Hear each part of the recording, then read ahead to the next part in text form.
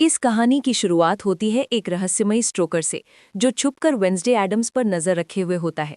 उसे देखकर साफ लगता है कि वो कोई बड़ी साजिश रच रहा है। दूसरी तरफ वेंसडे अपनी गर्मियों की छुट्टियों का इस्तेमाल अपनी काली शक्तियों को और ज्यादा मजबूत करने में कर रही होती है। वेंसडे को एडम्स फैमिली की पूर्वज गुडी एडम्स की एक खतरनाक ईविल बुक मिलती है। उसी किताब की मदद से वो अपनी ईविल विजन यानी दुष्ट दृष्टि का अभ्यास करने लगती है। अब उसकी शक्तियां पूरी तरह जाग चुकी होती हैं। वेंसडे को बचपन से ही एक सपना था। जब वो सिर्फ 6 साल की थी, तब उसने स्कूल में सबके सामने ऐलान किया था कि वो एक दिन दुनिया के सबसे कुख्यात सीरियल किलर केनेस केबलर को अपने हाथों से मारेगी। अब उसे लगता है कि वो वक्त आ चुका है। लेकिन समस्या ये होती है कि वेंसडे को उस किलर का ठिकाना नहीं पता, और अपनी ईविल दृष्टि का इस्तेमाल करने के लिए उसे उस किलर से जुड़ी कोई चीज चाहिए होती है। इसलिए वो थिंग को भेजकर क्राइम सीन से मिला एक बोलिंग बॉल चोरी से मंगवा लेती है। वेंसडे उस बॉल के साथ ऑब्सिडियन ताबीज और ईविल आई का इस्तेमाल करती है। तुरंत उसे विजन आने लगते हैं। उसे उस किलर की पूरी जिंदगी, उसके शिकार और आखिरकार उसकी वैन दिखाई देती है। उसे पता चलता है कि केनिस कैंसस सिटी में छुपा हुआ है। वेंसडे तुरंत वहां जाने का फैसला करती है और एयरपोर्ट पहुंचती है। लेकिन सिक्योरिटी चेक के दौरान मेटल डिटेक्टर अलार्म बजने लगता है। मजबूरी में वेंसडे अपने सारे हथियार एक एक करके बाहर निकालती है। चाकू, ब्लेड, चेन, पॉइजन। सब लोग हैरान रह जाते हैं। जब उसका बैग खोला जाता है तो उसमें थिंग भी निकल आता है।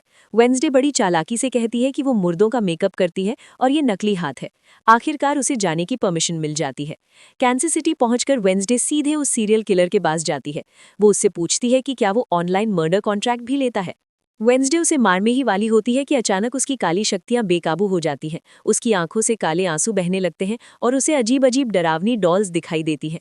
जब उसे होश आता है तो वो खुद को एक कुर्सी से बंधा हुआ पाती है।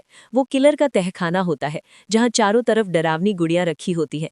किलर उसके पास औजार लेकर आता है और बताता है कि वो अपने खास मेहमानों के लिए खुद डॉल्स बनाता है। वो वेंसडे की खोपड़ी खोलना चाहता होता है, लेकिन तभी थिंग एक ड्रम के अंदर से निकलकर किलर पर हमला कर देता है।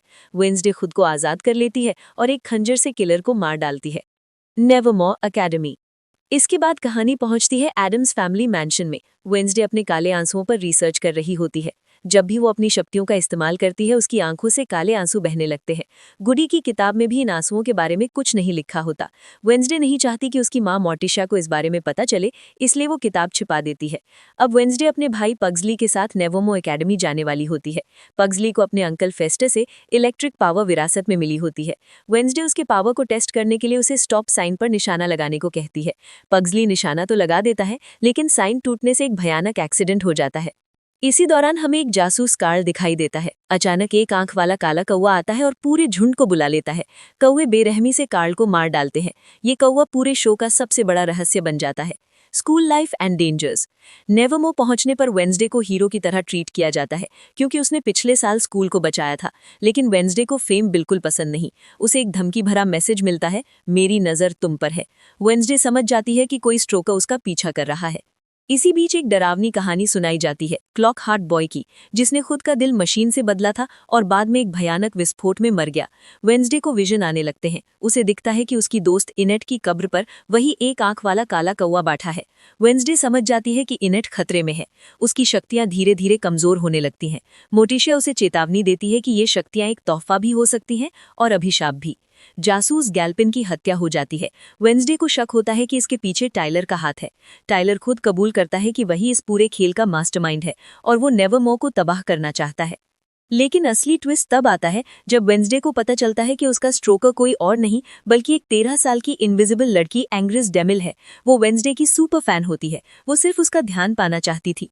आखिर में इनेट को एक घातक ट्रैप से बचाया जाता है, लेकिन जंगल में छुपा हुआ ज़ॉम्बी स्लब इंसानों का दिमाग खाकर और ज्यादा खतरनाक बनता जा रहा होता है। कहानी यहीं खत्म होती है, लेकिन असली खतरा अभी टला नहीं है। काले कौवे अभी भी उड़ रहे हैं और असली दुश्मन अभी सामने आना बाकी है।